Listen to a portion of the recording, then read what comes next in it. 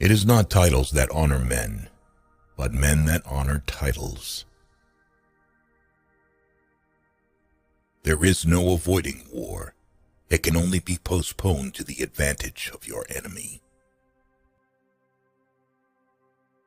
In conclusion, the arms of others either fall from your back, or they weigh you down, or they bind you fast. He who builds on the people builds on the mud. Men will always deceive you unless they are kept honest by constraint.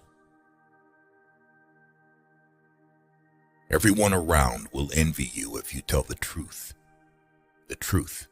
which is profitable. Never let others interrupt you, because you will lose respect. Beware of a man who interrupts you because he is trying to show you strength. The vulgar crowd always is taken by appearances, and the world consists chiefly of the vulgar. It is far better to earn the confidence of the people than to rely on fortresses. He who wishes to be obeyed must know how to command. Men will not look at things as they really are, but as they wish them to be, and are ruined. It is much safer to be feared than loved, because love is perceived by the link of obligation which, owing to the baseness of men, is broken at every opportunity for their advantage. But fear preserves you by a dread of punishment which never fails. Everyone sees what you appear to be. Few experience what you really are. It is better to act and repent than not to act and regret. Since love and fear can hardly exist together, if we must choose between them, it is far safer to be feared than loved.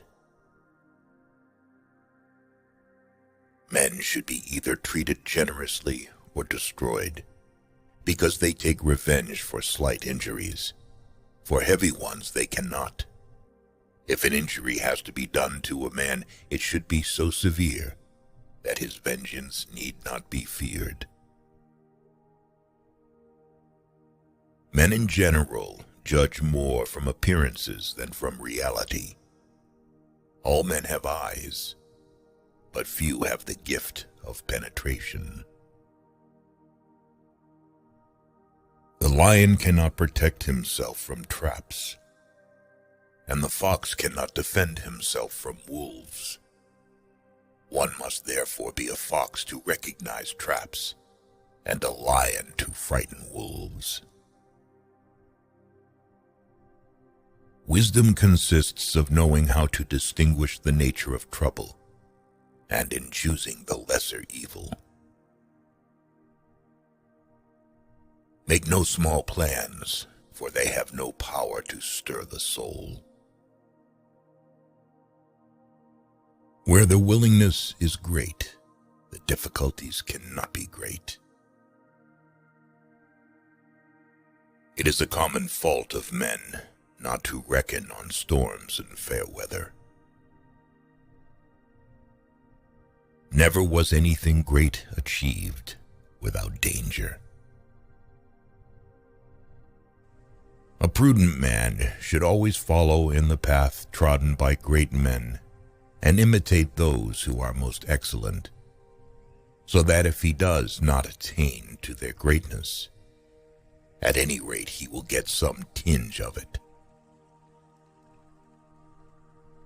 The first method for estimating the intelligence of a ruler is to look at the men he has around him. One should never fall in the belief that you can find someone to pick you up. A battle that you win cancels any other bad action of yours. In the same way, by losing one, all the good things worked by you before become vain. Men intrinsically do not trust new things that they have not experienced themselves. Make mistakes of ambition and not mistakes of sloth. Develop the strength to do bold things, not the strength to suffer. The more sand has escaped from the hourglass of our life, the clearer we should see through it. Men shrink less from offending one who inspires love than one who inspires fear. Whosoever desires constant success must change his conduct with the times. Men are driven by two principal impulses, either by love or by fear. There is no other way to guard yourself against flattery than by making men understand that telling you the truth will not offend you. Nature creates few men brave. Industry and training makes many. He who is highly esteemed is not easily conspired against.